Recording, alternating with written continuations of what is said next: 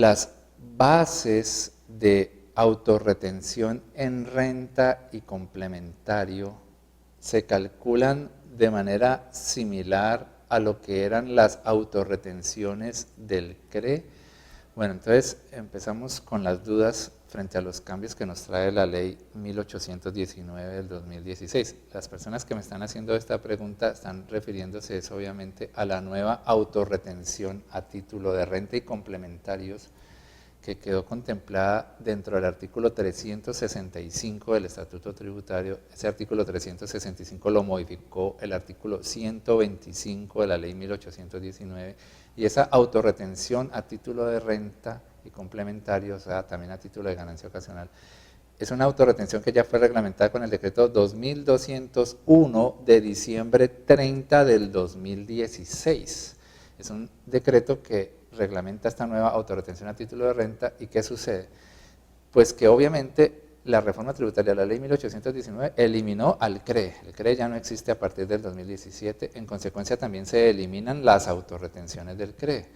Y el decreto 2201 de diciembre 30 del 2016 le hace unas modificaciones al decreto único tributario 1625 de octubre del 2016. Las modificaciones son para eliminar todas las normas que se relacionaban con la autorretención del CRE. Sale del mapa la autorretención del CRE y entra a existir la nueva autorretención especial a título de renta, que solamente se la tienen que practicar las sociedades comerciales, ¿cierto? Las sociedades y que también tengan exoneración en relación con los aportes parafiscales, porque la misma reforma tributaria agregó al Estatuto Tributario el artículo 114-1, y allá están los mencionados como exonerados de pagar los aportes parafiscales, los aportes al SENA, al ICF y a las CPS. Pero entonces, de entre todos los exonerados a pagar los aportes, allá, por ejemplo, están los consorcios, están también las sociedades comerciales, o están las personas naturales que otorguen 2 o más puestos de trabajo.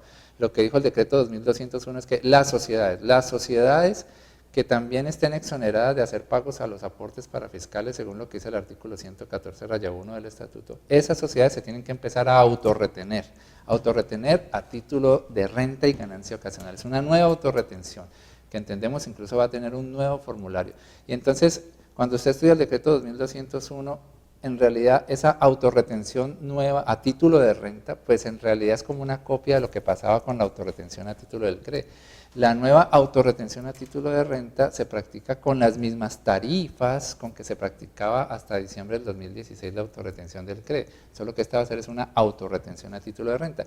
Y en relación con las bases, que es la pregunta que están haciendo aquí, el mismo decreto 2201 menciona que para efectuar las autorretenciones a título de renta se tendrán en cuenta las mismas bases que se estén utilizando para las retenciones tradicionales de renta. Entonces, volvemos a la misma discusión de lo que en su momento fueron las autorretenciones del CRE. Cuando la norma nos habla de bases, las bases se refieren a cuál valor de la venta es el que tiene que quedar sujeto a autorretención, en este caso de renta. Entonces, cuando la norma me dice que las bases que van a quedar sometidas a autorretención a título de renta son las mismas bases que se están utilizando para efectos de la retención tradicional de renta, pues está refiriéndose a que yo me debo autorretener sobre el valor de la venta antes de impuestos. A eso es a lo que se refiere la palabra base, que yo me deba retener sobre el valor de las ventas antes de IVA, antes de INC, antes de cualquier otro impuesto que pueda estar incluyéndose dentro de las operaciones de ventas de bienes o de prestación de servicios. Entonces, a eso es a lo que se refiere la norma. Y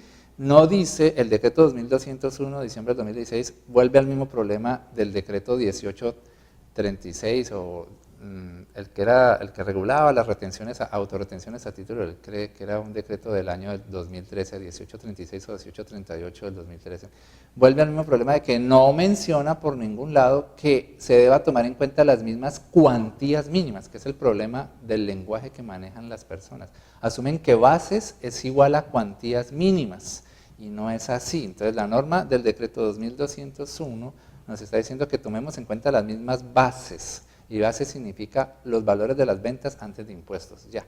Pero no nos dijo nada acerca de las cuantías mínimas. Entonces, en mi criterio, lo mejor es que esta nueva autorretención a título de renta y complementario se maneje con los mismos criterios con que se manejó hasta diciembre del 2016 la autorretención del CRE. Hasta diciembre del 2016 la autorretención del CRE no tomaba en cuenta las cuantías mínimas, ¿sí? Que son cuantías mínimas que si no se pasa la compra de la venta, en este caso de 27 VTs, o la prestación del servicio de 4 VTs, que entonces no se tomaban en cuenta esas cuantías mínimas, y la autorretención del CRE se hacía sin importar las cuantías mínimas. Entonces mi criterio es que mientras no conozcamos un oficio o una interpretación oficial de la DIAN, en esta nueva autorretención a título de renta creada con la ley 1819 de 2016 y reglamentada con el decreto 2201 de diciembre 30 de 2016, autopractíquense la nueva autorretención de renta sin importar tampoco las cuantías mínimas. O sea, pequen por exceso, practíquense la autorretención sin importar que la venta no se esté pasando de 27 VT si es una venta de bienes, o que el servicio no se esté pasando de 4 VT, ¿cierto? Entonces, autopractíquense esa nueva autorretención sin importar las cuantías mínimas. Este decreto 2201 de diciembre 30 de 2016 también dijo que las mismas bases especiales que se manejaron hasta diciembre del 2016 con la autorretención del CRE son 9 casos especiales, 9 casos como por ejemplo los que venden, los distribuidores minoristas de combustible y otra serie de casos especiales. Ellos no se autorretienen sobre el valor bruto de la venta, ellos se van a autorretener sobre un valor distinto. En el caso de los que son distribuidores de combustible, les dicen que es el margen de comercialización de los combustibles. Entonces allí también hay que mirar esos 9 casos especiales en los que la autorretención de renta no se tiene que hacer sobre el valor bruto de la venta, sino sobre un valor más depurado. Eran los mismos casos que aplicaban hasta el 2016 en la autorretención del CRE, ahora siguen aplicando en la nueva autorretención de renta. Pero en la duda general sobre las cuantías mínimas, pequen por exceso y no tomen en cuenta cuantías mínimas. Miren, por ejemplo, un supermercado se la pasa vendiendo a muchas personas naturales que no son agentes de retención, y entonces el supermercado vendería y vendería y vendería y nunca se autorretendría si esas ventas no se pasan de 800.000 pesos, que son las 27 VTs de hoy día.